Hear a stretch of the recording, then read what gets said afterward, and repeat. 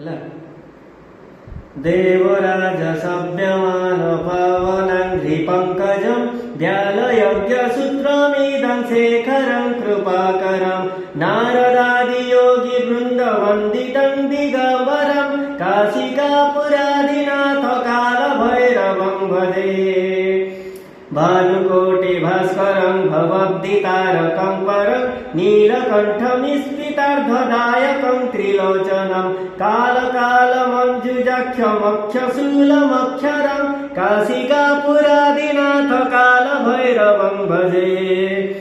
शूलटं कपाशदण्डपाणिमादिकारणं श्यामकायमादिदेवमक्षरं निरामयं भीमविक्रमं प्रभुविचित्रताण्डवं प्रियं काशिकापुरादिनाथ कालभैरवं भजे।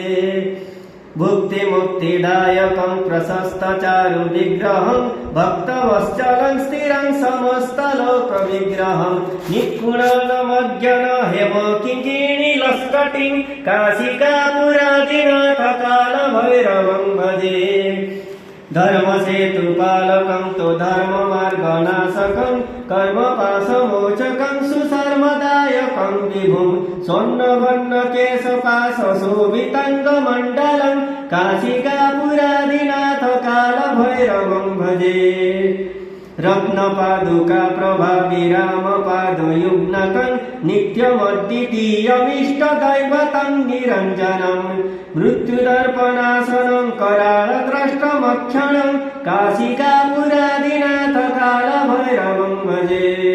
अट्टहास्यभिन्नपद्म जान्तकोशसन्ततिं दृष्टिपातनष्टपापजालमुग्रशासनम् अष्टसिद्धिदायकं कपालमालिकाधरं काशिकापुरादिनाथ कालभैरवं भजे।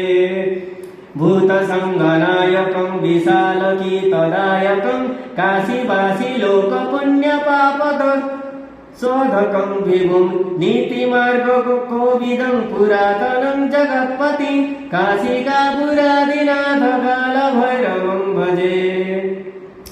कालभैरवाष्टकं पठन्ति ये मनोहरं ज्ञानमुक्तिसाधकं विचित्रपुण्यवर्धनं शोकमोहलभ्यदैनकोपतापनाशनं ते प्रयान्ति कालभैरवाङ्घ्रि सन्निधिं ध्रुवम्। इति श्रीमञ्चकराचार्य विरचितं कालभैरवाष्टकं सम्पूर्णम्।